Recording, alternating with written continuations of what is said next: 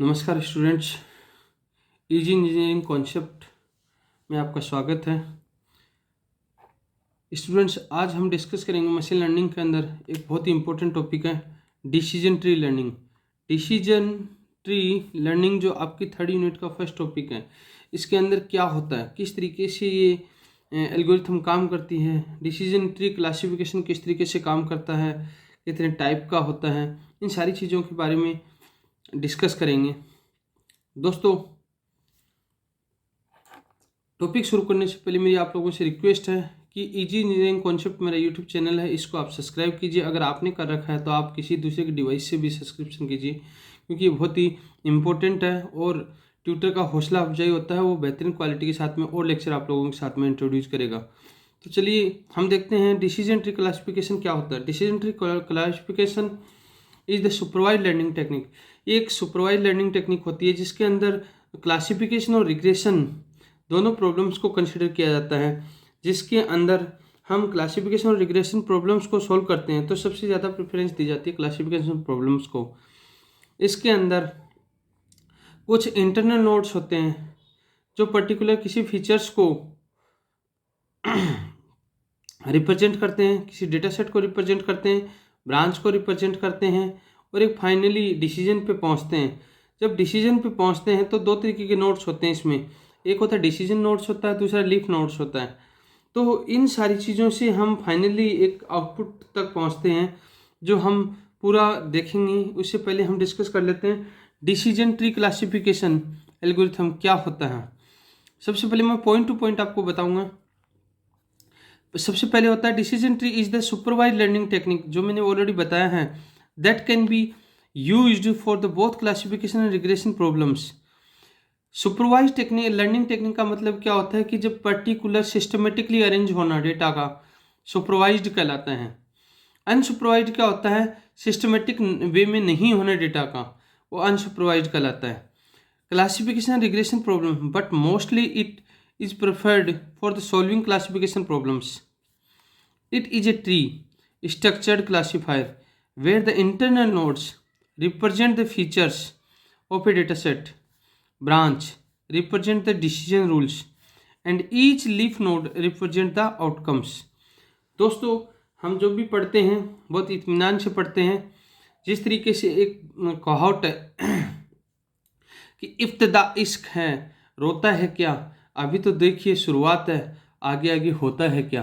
तो चलिए दोस्तों, हम एक और नए आयाम की तरफ आगे बढ़ रहे हैं। नेक्स्ट हमारा है in decision tree there are two nodes which are the decision nodes and leaf node. Decision node are use to make any decision, have multiple branch when your leaf nodes are the output of those decisions and do not contain any further branches. Decisions or the test performed on the basis of features of the given dataset. जो decision लिया जाता है वो किस पे लिया जाता है, एक पर्टिकुलर गिवन डेटा सेट होता है, उसके बिहाव पे ही हम उसका रिजल्ट फाइंड करते हैं, उसको डिसीजन देते हैं कि किस तरीके की क्या प्रॉब्लम्स हो सकती हैं। It is a graphical representation for getting all the possible solution to a problem decision based on given conditions. ये ग्राफिकल रिप्रेजेंटेशन के थ्रू हम रिप्रेजेंट करते हैं। जिस तरीके से ट्री होता है उसी तरीके से हम इसकी बात करते हैं। दूसरी चीज हम बात करते हैं, it is called a decision tree because similar to a tree it starts with the root node which expands on further branches and constructs a tree like structure। कि एक पर्टिकुलर स्ट्रक्चर की तरह काम करता है।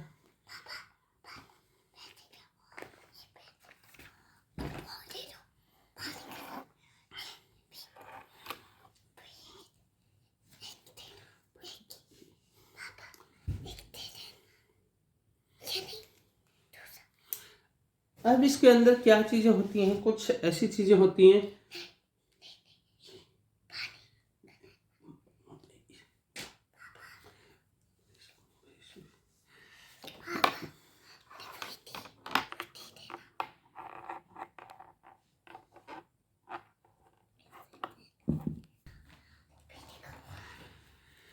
अब इसी क्रम में हम देखते हैं कि in order to build a tree we use the CART algorithm which stands for classification and regression tree algorithms. किस तरीके से हम डिसीजन यूज में लेते हैं जब हम सिंपली एक डेफिनेशंस को यूज करते हैं जिसके अंदर येस और नो में आंसर स्प्लिट होता है। येस और नो में आंसर स्प्लिट होता है तो इसके अंदर क्या होता है, उसके अंदर क्या होता है कि a decision tree simply ask a question and based on the answer yes and no it further split the tree into sub trees. अब उसको अंदर क्या करते हैं, below diagram explain the general structure of a decision tree. किस तरीके का decision tree होता है इसके बारे में हम बात करते हैं डायग्राम के थ्रू। डायग्राम के थ्रू जब हम रिप्रेजेंट करते हैं तो सबसे पहले क्या होता है कि एक डिसीजन नोड होता है जिसको हम क्या बोल सकते हैं, रूट नोड भी बोलते हैं। आम भाषा में हम इसको क्या बोलते हैं, रूट नोड भी बोलते हैं। अब रूट नोड दो पार्ट में डिवाइड होता है, लेफ्ट और राइट नोड। ये होता है लेफ्ट, ये होता है राइट पार्ट, जिसको हम चाइल्ड भी बोल सकते हैं, सब ट्री भी बोल सकते हैं। जो सब ट्री डिसाइड होता है, जो सब ट्री है वो डिसाइड होता है तो वो किस में, डिसीजन नोड्स के दो नए डिसीजन नोड्स बनते हैं। दो जो नए डिसीजन नोड्स बनते हैं उनके थ्रू हम उनका भी एक और आउटकम रिप्रेजेंट होता है। वो भी दो भागों में लेफ्ट एंड राइट में डिवाइड होता है। जो लेफ्ट एंड राइट में डिवाइड जो होता है वो फाइनली जब आउटपुट पे पहुंच जाता है तो वो क्या है, एक लीफ नोड क्रिएट करता है लेफ्ट, और दूसरा भी लीफ नोड क्रिएट करता है। अगर हम पर्टिकुलर किसी भी डिसीजन नोड के थ्रू जब हम क्रिएट करते हैं जो उसकी सब ट्री, तो जब यहाँ जहाँ पर लीफ नोड आ जाता है वहाँ पर हमारा क्या आउटपुट रिसीव हो जाता है। अगर डिसीजन नोड का एक राइट पार्ट है वो लीफ नोड क्रिएट करता है और left part leaf node create करता है, और राइट पार्ट अगर फिर से डिसीजन नोड क्रिएट करता है तो वो डिसीजन नोड वहीं पर हमारा आउटपुट नहीं आता है, वहाँ से फिर से वो सेग्रीगेट होता है डेटा, और फाइनली आगे फिर से वो क्या करता है, लीफ नोड को क्रिएट करता है।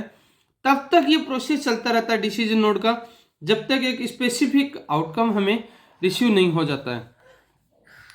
अब हम बात करते हैं कि वाई यूज डिसीजन ट्री। हम डिसीजन ट्री का यूज क्यों लेते हैं, क्योंकि डिसीजन ट्री हम एल्गोरिथम को हम अलग अलग मशीन लर्निंग की टेक्निक के साथ में हम चूज करते हैं, जिसके अंदर अलग अलग डेटा सेट अलग अलग प्रॉब्लम्स को फाइंड आउट करते हैं, और हम मशीन लर्निंग मॉड्यूल्स क्रिएट करते हैं जिसके अंदर अलग अलग तरीके से हम डिसीजन ट्री को यूटिलाइज करते हैं। किस तरीके से करते हैं, there are various algorithm in machine learning, so choosing the best algorithm for the given data set and problem is the main point to remember while the creating a machine learning modules. Below are two reasons for the using decision tree. कौन कौन सा, one, decision tree usually mimic human thinking ability while making a decision, so it is easy to understand. दूसरा क्या होता है, the logic behind the decision tree can be easily understood because it show a tree like is the structure. अब decision tree terminology क्या होता है इसके बारे में हम डिस्कस करते हैं। डिसीजन ट्री टर्मिनोलॉजी के अंदर मैंने आपको बताया था कि एक रूट नोड होता है, डिसीजन नोड होता है, लीफ नोड होता है।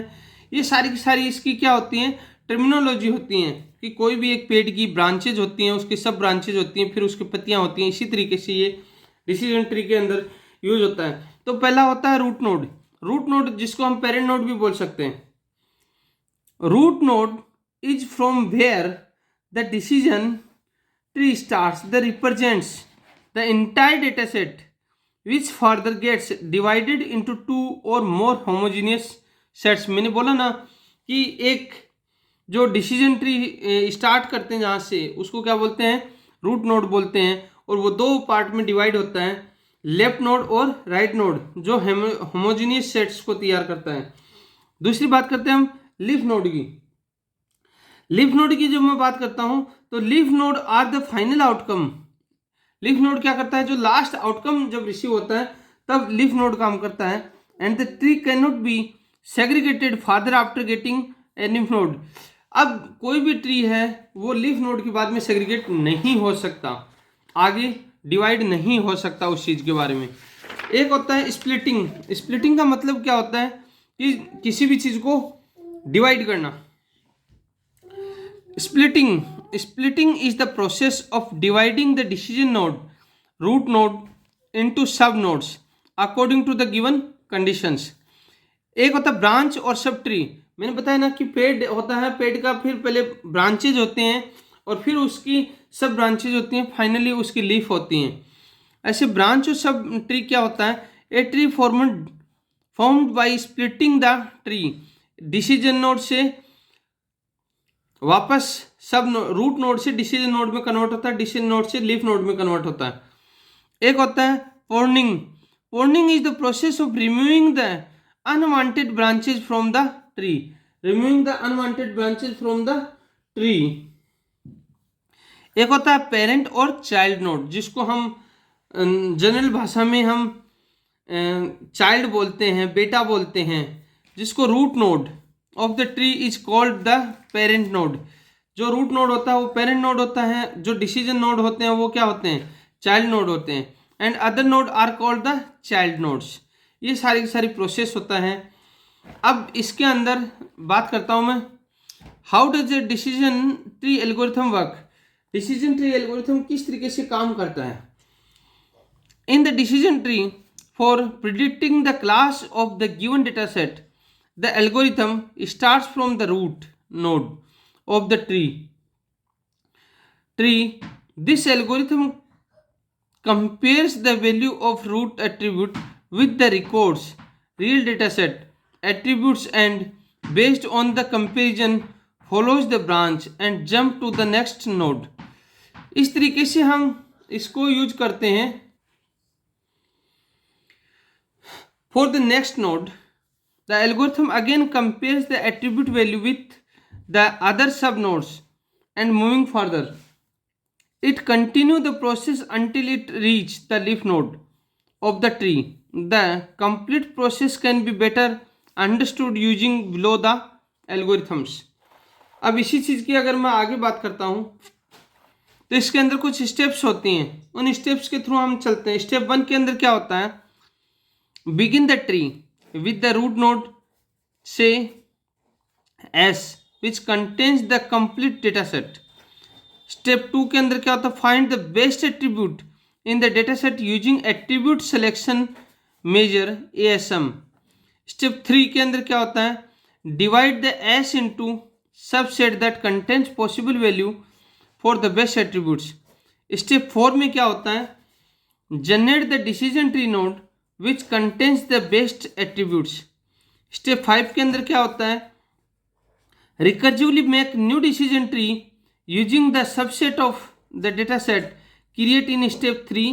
Continue this process until a stage is reached where you cannot further classify the nodes and call the final node as the leaf node. अब इसके अंदर एक एग्जांपल लेते हैं। Suppose there is the candidate who has a job offer wants to decide that whatever he should accept the offer or not. So to solve these problems,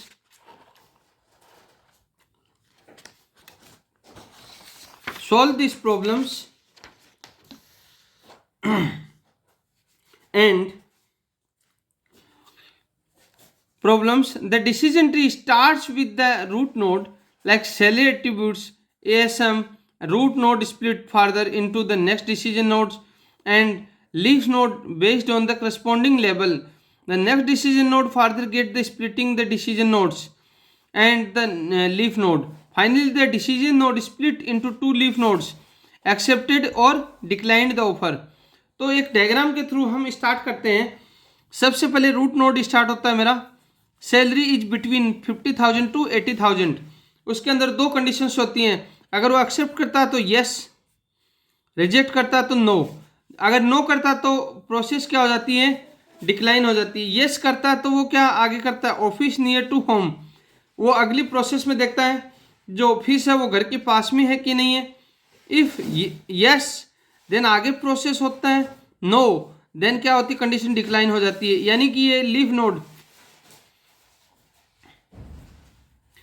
node create हो जाता है। और ये क्या है, डिसीजन नोड है। ये क्या है, डिसीजन, ये पर्टिकुलर क्या है, डिसीजन नोड है। अब ये क्या है, अगर ऑफिस नियर टू होम है देन वो क्या सोचेगा, प्रोवाइड, अगर वो क्या फैसिलिटी प्रोवाइड करवा रहा है, यस यस डिसीजन ले रहा है। डिसीजन में अगर यस है देन प्रोसेस आगे होती है, नो है देन प्रोसेस वापस डिक्लाइन हो जाती है। यहाँ पर फिर से ये क्या है, लीफ नोड है।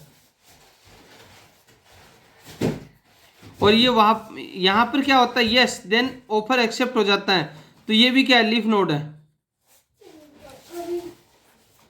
जब लीफ नोड आ जाता है तो इसके बाद में हम कोई भी डेटा को आगे सेग्रीगेट नहीं कर सकता। और ये हमारी पर्टिकुलर एक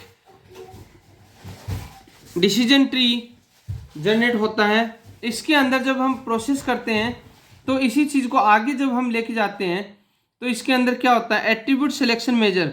एट्रीब्यूट सिलेक्शन मेजर दो तरीके से होता है। While the implementing a decision tree, the main issue areas and how they select to the best attribute for the root node and sub node. So to solve such problem, there is a technique which is called attribute selection measure or ASM. By this measurement, we can easily select the best attribute for the node of the tree. There are two popular technique of ASM which are, कौन कौन सी technique होती हैं, एक होता है information gain, दूसरा होता है गिनी इंडेक्स। इंफॉर्मेशन गेन के अंदर क्या करते हैं हम, the information gain is the measurement of change in entropy after the segmentation of the data set based on the attributes. अब इसी चीज को आगे देखेंगे हम। इंफॉर्मेशन गेन के अंदर छोटा सा एक पार्ट होता है। दूसरी चीज होती है the calculates how much information A feature provide us about A class. According to the value of information gain, we split the node and build the decision tree. Next क्या होता है, the decision tree algorithm always tries to maximize the value of information gain and a node attribute having the highest information gain is split first. It can be calculated using the below formula. तो दोस्तों आप पढ़ रहे हो, पढ़ते ही नहीं रहो, मजे भी लेते रहो, गर्लफ्रेंड भी बनाओ, ऐश भी करो और पढ़ाई भी करो। सो जितना रोज लो मौज लो, ये काम रखो। द इंफॉर्मेशन गेन के अंदर क्या होता है, information gain equal to entropy and weighted average into entropy each features. Entropy के अंदर क्या काम करते हैं कि entropy is the matrix to measure the impurity in a given attribute. In splitting randomness in data, entropy can be calculated as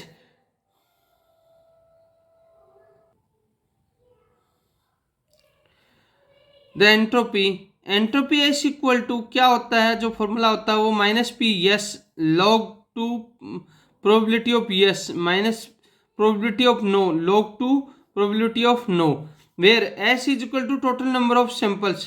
P S मतलब probability of yes, P no equal to probability of no होता है। अब एक होता है Gini index.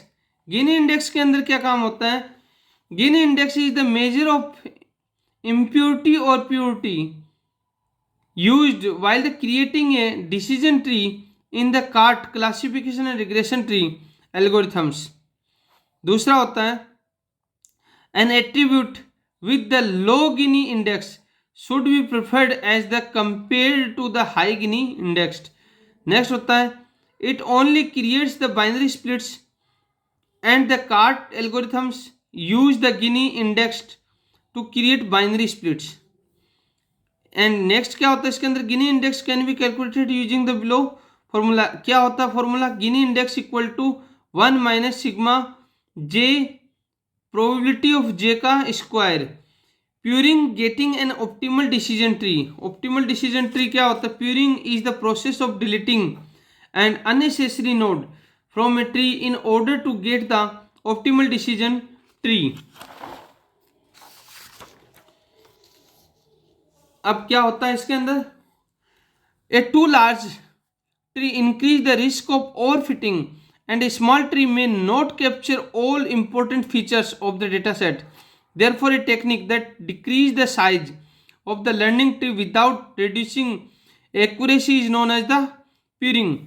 There is mainly two type of tree pruning technology.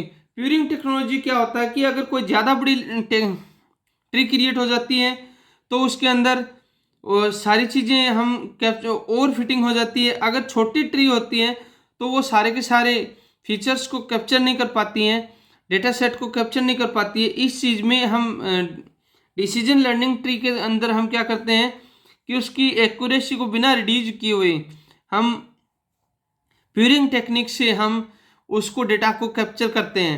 ये दो तरीके की होती है प्यूरिंग, कॉस्ट कॉम्प्लेक्सिटी और रिड्यूस्ड एरर प्यूरिंग, जिसके अंदर कुछ एडवांटेज होते हैं डिसीजन ट्री के।